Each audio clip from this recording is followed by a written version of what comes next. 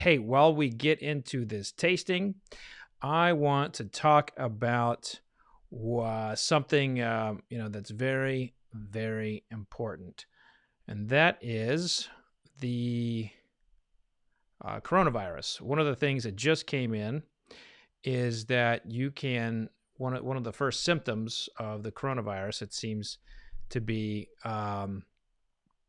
that you can't smell or taste. And so like we are all tasters here. All of us are tasters, and we are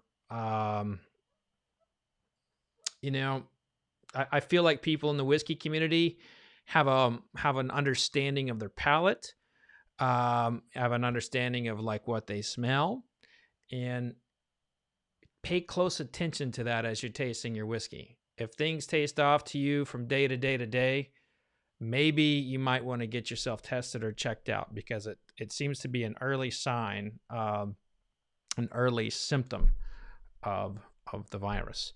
The Bourbon and Rye Club says Fred ain't late. He arrives exactly when he means to. Hey, listen, I didn't know I was late until my boy Max texted me. So what are we tasting tonight? We have a lot of really fun things to taste. I'm actually going to show them to you. Where's everyone coming from tonight? Let's take a look at what we have here. Looks like you all can see these okay. So the first thing that we have to taste is actually a distilled honey. Take a look at that. Distilled honey. This is something that does not even have a definition by federal standards.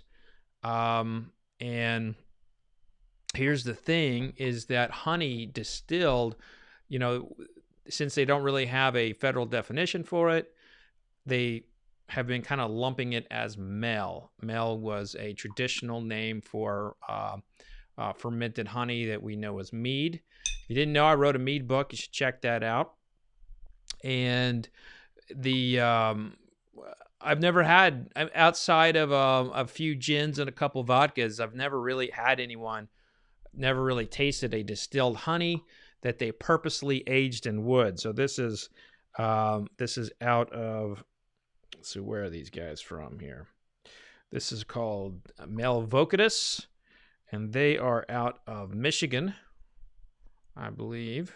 Yeah, they're out of Michigan, and from Keewatin, Michigan, Cherry Keewatin. I'm not familiar with Michigan, so if you're from Michigan and you know where that is, go ahead and put that in the comment section. But this is 80 proof, and it is the first time I will have tasted a distilled honey aged in wood. All right, so what else do we have here? We have Montanya rum. So Montanya is a very, very nice American rum. They are purchasing their distilling fresh press sugar cane from the Lula Sugar Mill in Louisiana. This is 4 years old. So 4-year-old rum, American rum, is hard to come by. So this is pretty exciting here. This is a barrel number 310, 4-year-old craft distilled rum. And one of the things that you need to know about Montanya is that they really focus on empowering women. This is female distilled, female owned, and they're one of the big pioneers in the movement of women in distilling. And if you'd like to learn more about women in distilling, I wrote a book called Whiskey Women I'm very proud of. If you get a chance, take a look at that. Oh, sorry. So what else do we have here? All right, so we've heard a lot about Woodinville. All right, they kind of, in my world, they kind of shook me when they came within like one tasting note of beating Pappy Van Winkle 23-year-old. Now this is their 5-year-old finish in port cask. Now, here's the thing. I got this and I was very like, oh no. Why would they want to take that really great whiskey that they're distilling and put it in another barrel? I don't understand the desire to do that. But I'm going to taste it, and I think they make really good whiskey coming out of the barrel as it is now, and I would not have recommended they try a cask finish like this, especially so early while they're in the middle of developing their name. But hey, if it's good, it's good. So now we're going to go to the next one. I want to tell you about it. Now, this is the star of the show, I would say. This is one of those bottles that people have been trying to figure out if it's going to be any good, try to figure out, what this is all about. This brand is called Doc Swinson's. Now, Doc Swinson is a, pretty popular sourced whiskey product. They've been around for a little bit. They're a good source purveyor, but there are like a lot of others. They're dependent upon what they can get, and just so happens that they have some pretty good buying power because they got a lot of aged American whiskey. In addition to this 15-year-old cask strength, which has 2,700 bottles, by the way, which will be available in Washington, Texas, and California. Total Wine is probably the number one retailer, followed by K&L in California. So this is a bottle, that you will be able to get at K&L or Total Wine. In addition to this 15-year-old that they have some 13-year-old Tennessee bourbon coming on the market that's finished in port cask. So there you have it. That's the lineup for tonight's tasting. I am not able to do this blind due to my lack of being able to have my helpers here. I miss you guys, and I wish I could be around other humans to help pour me something and drink with them, and I really miss the human interaction of what I do. I really do. And I hope these little tastings that I do can bring a little bit of joy, a little bit of normalcy for us. It brings normalcy for me because talking and drinking whiskey it's what I do. It's my happy place. So I thank you all a lot for joining me tonight. I don't know how often I'm going to be doing these. I don't know what my schedule is going to be. But I can tell you that if you hit that subscribe button and the little bell and you get the reminders, you're going to know when I am doing these live tastings. And I plan to be doing them a lot more. And it can be impromptu. It can be planned. But you won't know unless you're subscribing and you're hitting that reminder portion of it. So go ahead and click subscribe at any point during this tasting, so you can stay informed about what I'm tasting live on air. And I'll tell you too, I'm moving a lot more toward doing these as videos versus writing them. Not that I'm going away from the writing. It's just that when it comes to my writing, it's so much more meticulous, and I have to taste things 3 times. So once we are able to get back to into a groove, my hope is that we do the video and then we have a full-blown review a couple days later. So, all right, I'm going to get right into it. But before we do that, I'm going to let you look at those. I want to answer any questions that you may have. Jessica Ann writes, "Are you saying you miss me, Fred? I'm recording that to play back once we were back in the office. Haha." Yes. I miss everybody I work with, but especially Jessica Ann, who's my right hand in doing all this stuff. So not only that, Jessica, I'm almost afraid what you're going to do to me once you see the office. I have not kept it tidy. Let's see. Leo Chav writes, my dog just passed gas. I guess I don't have the virus since I can smell it. That's good to know, Leo. That's very good to know. I'm happy for you there. And maybe, yeah, maybe TMI. Let's see. Is the mash and drum in the house? I keep see people calling him out, but I don't see him here. But I love that guy. If you're not following Mash and Drum over on the Instagram, go check that out. He's a cool dude. Cool dude.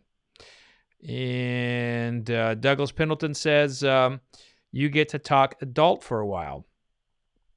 That is so true. One of the things I will tell you about like this whole sequestering thing is that it's really hard to do anything when you've got kids running around. And my 6-year-old has taught my 1-year-old how to attack me. And folks, I don't stand a chance. I mean, they are like, they tag team and they whip me. And then before you know it, I got my arms tied behind my back. It's crazy. So if they're not, let's see, we got any other questions here? Bruin. World Health Org just announced dogs can't get the virus. Who let the dogs out? All right. Okay, so here we go. We're going to go to the distilled honey aged in wood. Let's see what this is all about. All right, so, I'm always talkative about the closures. I hate glass closures. I mean, I just absolutely hate them. Why? Because they're a bitch and a half to, like, pull out. So, not that I judge based on the closures, but I don't like that closure.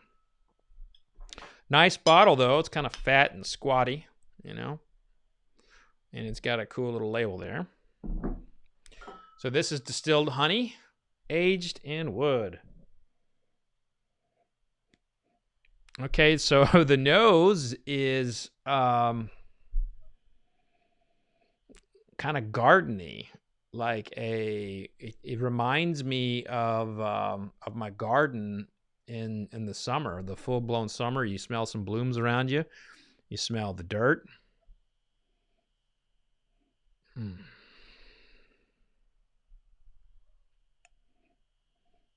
Some licorice. Some dill, like dill pickle. And a mothball. Like you would put in something you're storing, a mothball.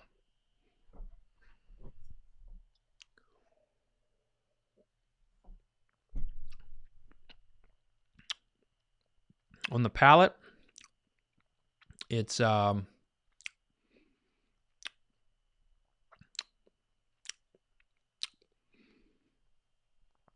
of hot. It's 80 proof, but it's definitely hot. It reminds me of juicy fruit bubble gum. It's funny. I don't really get a lot of honey in this.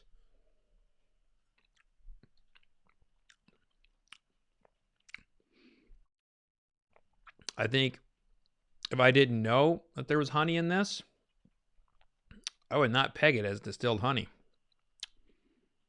Huh. This is fun. This is like this has almost got some like Martinique rum type qualities to it. So I think this is quite fascinating. Yeah. I'd like to give this to like I'd like to give this distilled honey to a really great bartender and say, have fun with it. Let's make some cocktails. In fact, I think I'm going to go try and make a daiquiri with this. I'll report back. This has got a lot of potential. All right, speaking of rum, let's get to Montanya rum. The 4-year-old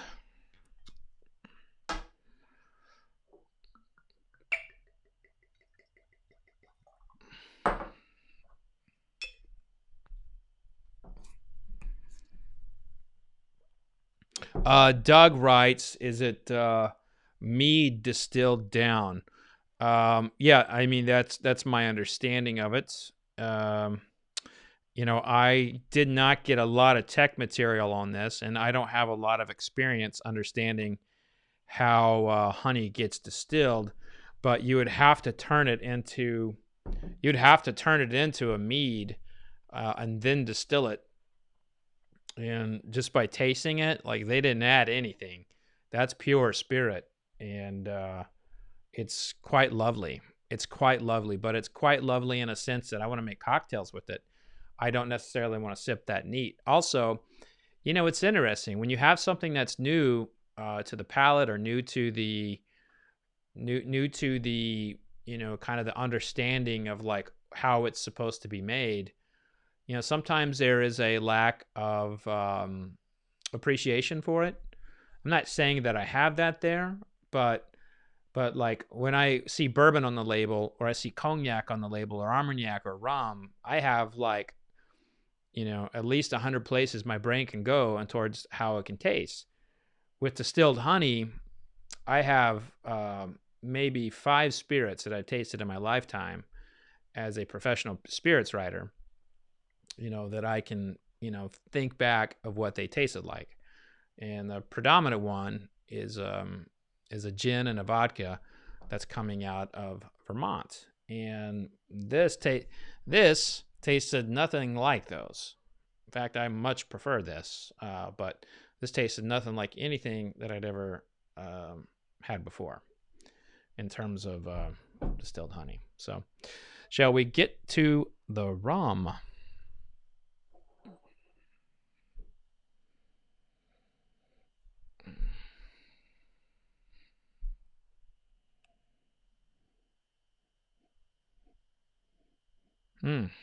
Okay.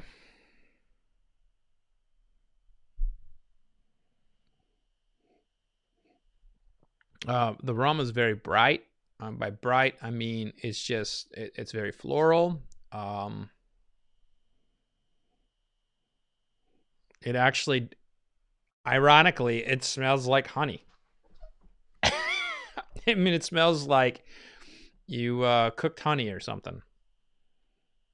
And then there's a junipery smell or something like that I don't quite know what it is, but it's like a pine tree or juniper, something that you would smell in the woods of Oregon.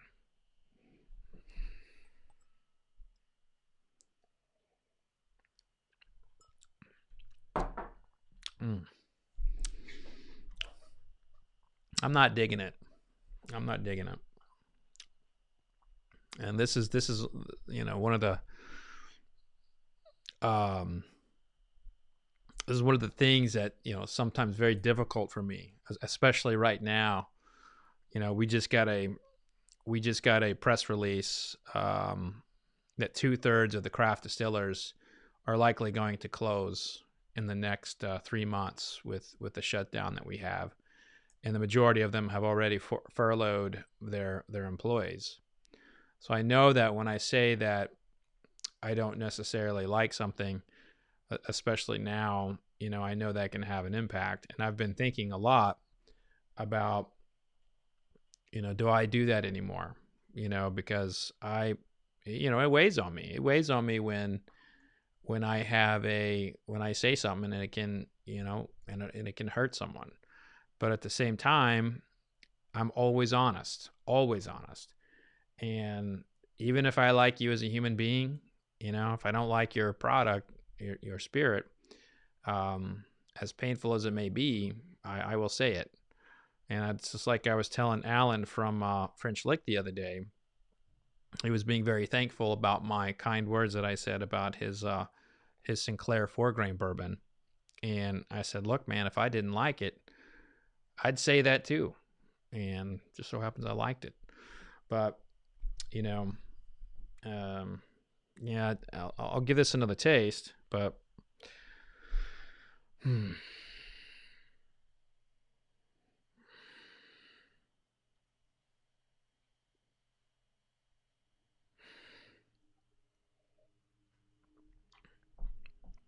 Yeah, this is falling very flat for me. A Montanya 4-year-old rum, which is ironic or interesting because I loved the last release of their last release. So maybe it's me, maybe my palate's off, um, maybe they went to a different style that does not appeal to like what I like in rum. I mean, I don't know, but to me, it tastes like the distillation did not get enough of the raw material to kind of come through. It's a very it's got some notes there, but it's mostly neutral and it's very flat on the palate. So so the Montaigne rum, I regret to say that I'm not a fan of that on this tasting. Okay, let's go to the Woodinville port finish. Again, I expressed my slight disappointment that they have a port finish when their regular bourbon is so good, but I think that's because I really see Woodinville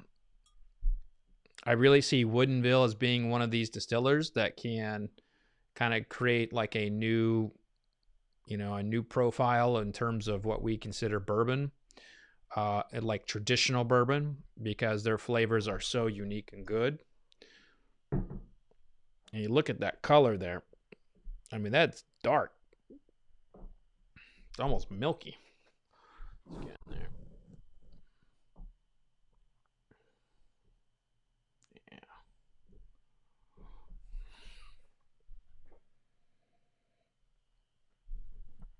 Well, let me just take back what I just said. That nose is money. Mmm. Cherry pie. Cherry pie. Cherry pie fresh out of the oven. Mm.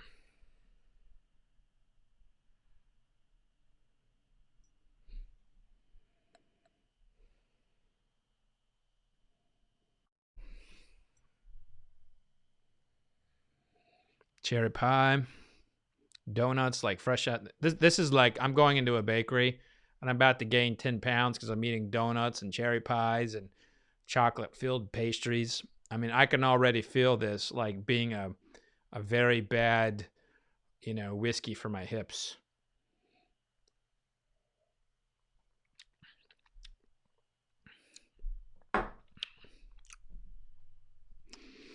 Damn. Cinnamon. Holy shnikes.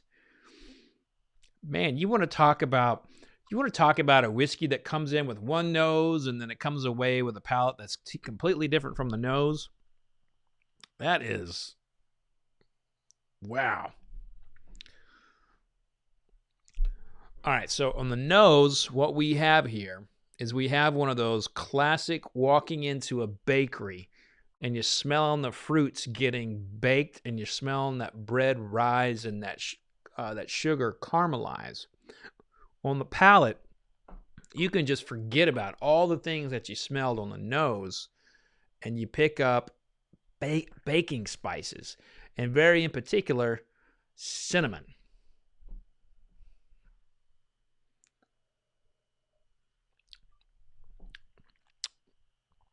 Mm.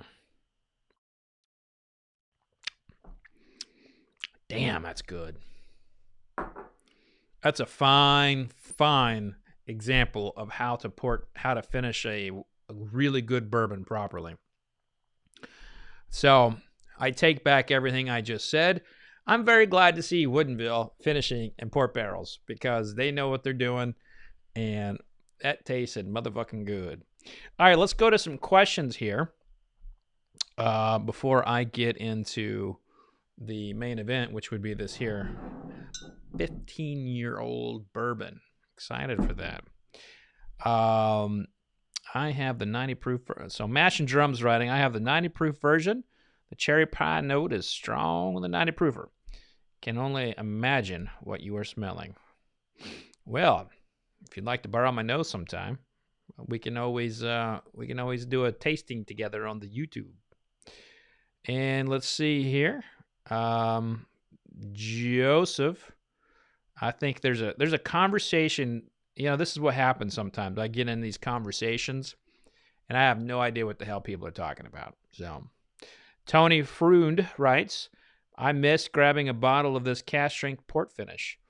Yes, you did, Tony. You missed out, and you missed out badly because this is really good. Douglas Pendleton writes, yes, that they won. Woodinville won a major award at the San Francisco World Spirits Competition. That they did, and I'm very sorry that I missed that competition. I wish I would have been there. But there's some things coming around the corner for me on that stuff.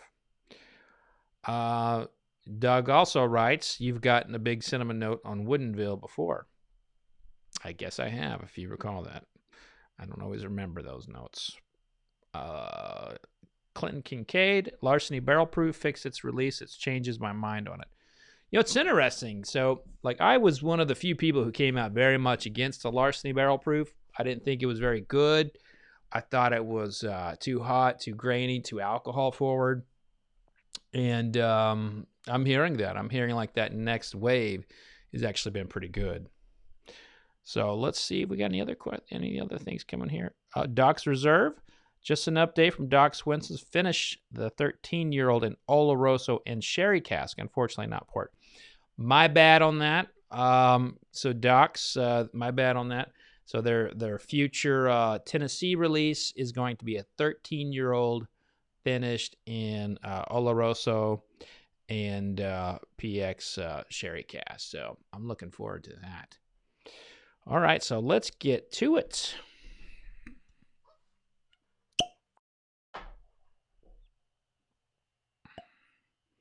Yeah, bad up there.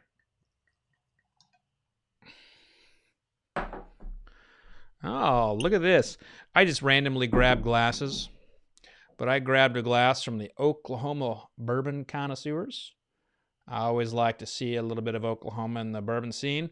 Glad to see my home state get educated into the good things of whiskey.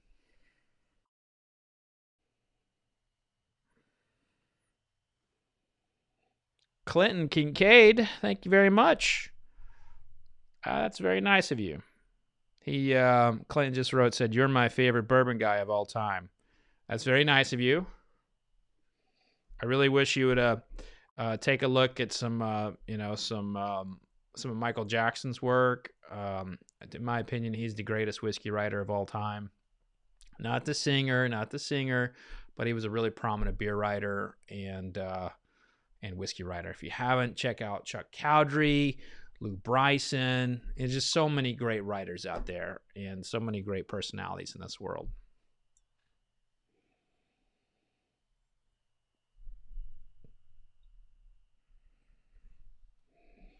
Kayam Testing writes, Fred, at times I found hard to believe how much you'd smell in whiskey. Then I read an article of how a lady can smell Parkinson's, a scientific article. My nose must be a dud. I would disagree with that your nose is a dud. I think you got to train your nose. I think what you got to do is you got to really pay attention to what you're smelling. In fact, I've got one of my upcoming YouTubes. I'm going to have a doctor of mindfulness, a psychiatrist who specializes in mindfulness. And we're going to have a segment about how to use taste and how to connect your brain to what you're tasting and smelling. And it's a trick to help you through therapy and stuff, but really it can be used in how to taste things. All right, folks. Got to focus here. We got the main event here. We got the Doc Swinson's 15-year-old bourbon, and I'm smelling some very promising notes here. Coconut. I love that smell of coconut. When I smell coconut, it's almost always in these older releases, north of 12 years old. That's because that whiskey's really penetrating that wood, just really getting in those interstitial grooves of those staves.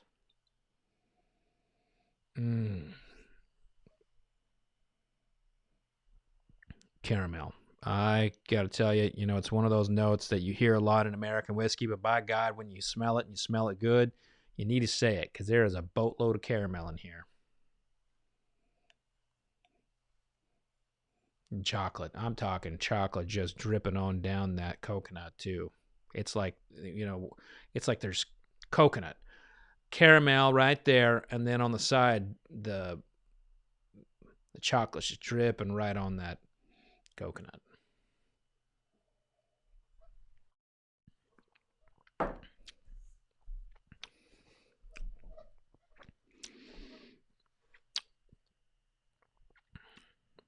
Bananas Foster.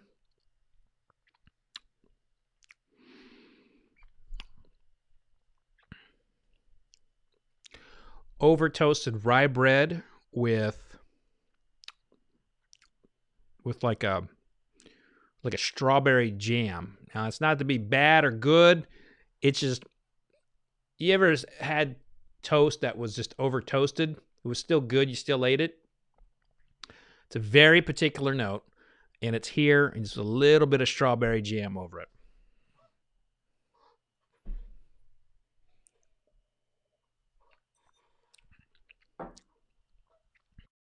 Some dried apricot.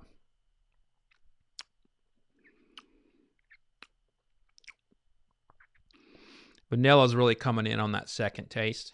It's kind of coming right there on that tip of the palate, walking itself back. And interestingly, underneath, it's hitting the palate, and then it's coming in underneath the tongue and drying out like the bottom of my tongue, like where you have the underside of the tongue. That's unique. That's unique.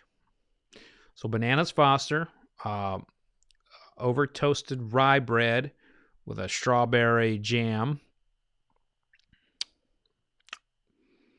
vanilla, and then, so those are the main notes. And then after that, we're going to see them as hints. And so we're going to try to dig in just a little bit. The question came in here is $150. Troy Niemi asked that. That is right. It is $150 bourbon. And in fact, I mean, that's pretty much what you're spending for anything that's in that 15-year-old range right now. Unfortunately, I remember a time when I could get 18-year-old Elijah Craig for $39, and believe me, I got a lot of 18-year-old Elijah Craig for $39. Those days are over. They may be coming back, but right now, it's $150.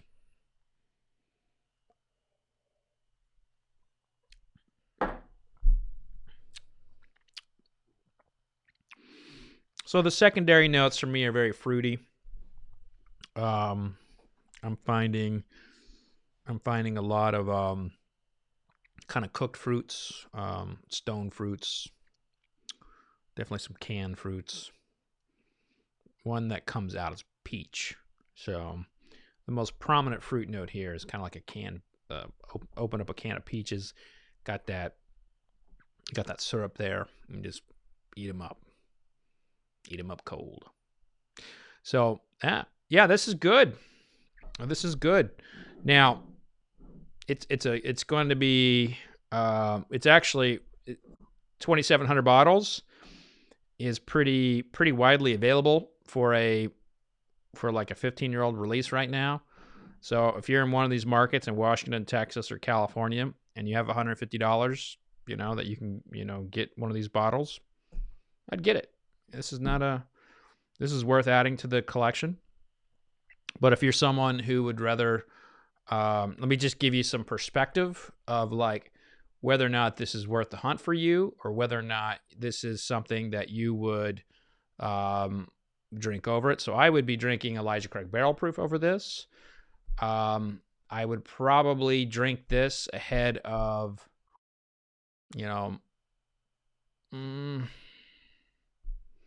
would I drink it ahead of Rare Breed or Booker's? Probably. But it depends. This is definitely going to, for me personally, this is going to be a mood bourbon. Like, so when I want that Bananas Foster note, when I want that strawberry note, that kind of like toasted rye, this is going to be a bottle I'm going to go for. So, but there's definitely a lot that's out there that would whip it in a blind tasting, and it would also beat a lot of other whiskeys in a blind tasting. So you got to find out for yourself and taste it. So let's go here and get some questions answered. Let's see here. Clint Kincaid, it's liquid gold. I'd love to find it online. Bruin, how does it compare to Bardstown Bourbon Company's Discovery Series? I would buy this over Bardstown Company, the Discovery Series. I would buy it over that. I am testing. Thanks for including some of the perspective comment. That's really helpful. I always try to do that because I know, like, when you're out shopping, you need like a comparative. It's that's why I did like that Pappy versus the Field. I'm trying to do more of that, to provide some perspective on what I would pick over something else. Any guesses to where it's sourced from? This is from Tony Freund. Any guesses to where it's sourced from? Do you think it's multiple distilleries blended together? I am almost 100% positive that this is coming from Barton's. Barton's has a very distinctive bananas Foster note for me. You can find that note in banana in some form in almost all my tasting descriptions of stuff from Barton. And that burnt rye toast is I have only ever found that in one other distillery, and that was Wild Turkey. And I do not believe that Wild Turkey has put any of their 15-year-old whiskey on the sourced market. So just a product of elimination of like what the tastings that I get in here, the taste that I get in here, and what I know that's available out there. I'd say it is most likely Barton's. Let's see. What else do we got here? From Brendan Hogan. Fred, do you know of or specifically eat things that you know will change your palate to have the bourbon taste better? Or know of things that you stay away from if you know you are going to be? Brendan, that is a brilliant question. And if you don't mind, I'm actually going to take you down a little historic path that kind of shaped everything for me. In the 1940s, chemists were starting to get involved in bourbon in a big way. And some chemists from a very large company came to Stitzel-Weller and tried to tell the distiller there how to taste. And this guy, his name was Big Will McGill. And he was this guy. He kind of shaped a lot of the distillers of that time. And people, when they think it's Stitzel-Weller, they always think about Pappy Van Winkle. Hey, they should. Brilliant guy, brilliant businessman. But Will McGill was one of these. He was like Booker No or Jimmy Russell, one of these cutting edge distillers who was just all about the human senses. And this chemist was like talking about, you need scientific instruments to determine whether or not a whiskey is good. And Will McGill was basically like, fuck you. I'm going to taste it myself, and that's when we'll know it's ready. And in my book, Bourbon, the Rise, Fall, and Rebirth of American Whiskey, I actually have a picture of Will McGill nosing and tasting bourbon. But the guy from Seagram's, he said, if you had an onion during lunch, it will alter the way you taste. And Will McGill's stance on that was like, so you want me to change who I am to taste, which would then throw me off. So my belief is, and like what you eat, is what you eat, and that is how you taste. I have noticed that when I eat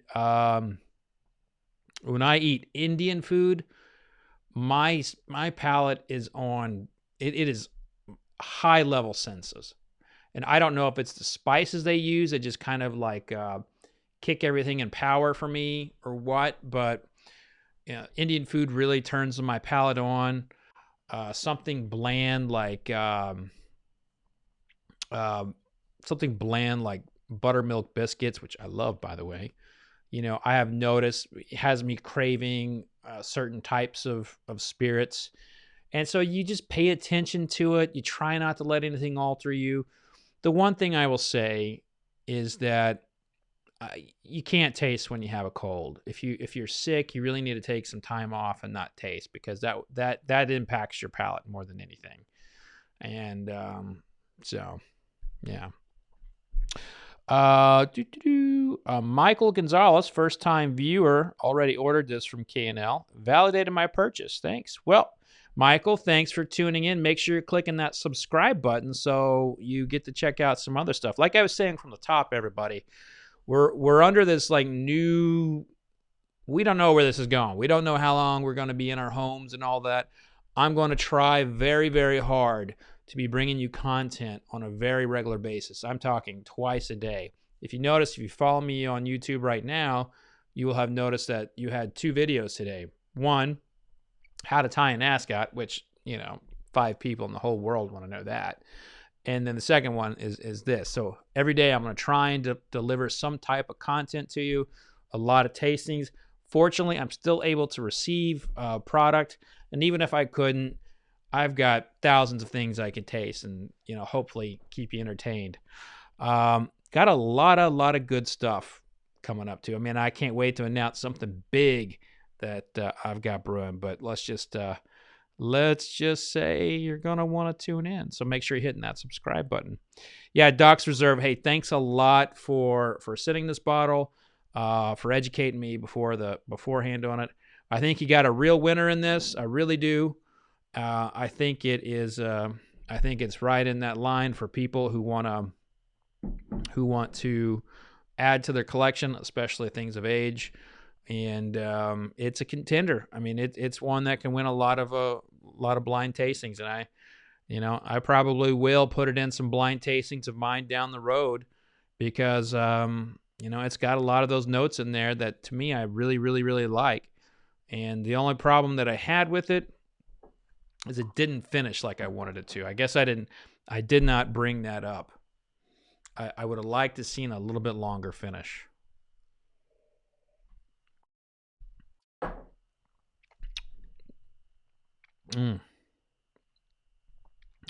Yeah, that bananas Foster note. Woo! Well, let's take a look here if we have any other questions. Gary Krantz joining the show. Gary, how you doing, brother? And Doug Pendleton's brought up that his copy of Bourbon Plus just came in. If you haven't subscribed to my magazine, Bourbon Plus, go to bourbonplus.com. This is a very, very special issue. And in my opinion, it's the reason why I co-founded a magazine. And I don't outright own it. Covey Rise outright owns it. But it's the reason why I created like this concept, this whole the vision that I have of this magazine. This issue is it, because we have a story in there about Jackie Zykan, the master taster for Old Forester, that nobody in a million years would have ever let me write, because it's personal. And I believe that yes, the products are why we're in bourbon. That's why we taste them and we like them. But you know what I really like? I like the people. The reason why I'm in bourbon is because I love the people. The people are genuine. The people care about one another. I mean, just take a look at all the money we've raised for bartenders in the last 3 weeks. Think about that for a second. And that article was the kind of thing that I've always wanted to write that nobody would let me write. So I hope you get a copy. Go to bourbonplus.com to subscribe. Chris Ashley. My dad was a chemist for National Distillery and was involved in every aspect of the process. Trained cars of grain, moisture testing, dumping, tasting. Oh, that's fantastic, Chris. So if your dad is, if your dad's still with us, I'd love to have a chat with them. I love talking to people who used to work for national distillers, because sometimes they took home old recipes. Wouldn't mind taking a look at them. In fact, that's how I was able to obtain an old yeast recipe for old granddad back in the day. So, all right. Gary's wanting $1,000. Give me $1,000 from Ascot. That's a big no. No, thank you. I'm keeping my ascot on. Actually, this is a special ascot. On the other side are reindeers. So it's a two-sided ascot. So watch out, world. I've got the two-sided ascot on. Well, everybody, thank you so much for joining me tonight. Make sure you click that subscribe button. Hit the like button if you're on the YouTube. And hit the reminders, because I'm going to be doing a lot of these tastings. Some of them are going to be impromptu, and I just had a good time tonight. We've got a lot of good things coming down the pike on this YouTube channel. Make sure you're clicking subscribe. You're not going to want to miss it. So thank you so much for joining me. Be sure to find a way to support the hospitality industry, or an industry right now that is affected by people being at home. And that is if you can. We're all in this together. Don't give up. Let's just have a virtual tasting together. And remember, we're going to come out on the other end. All this is going to be fine at some point. So thanks for joining me tonight. And remember, vodka sucks.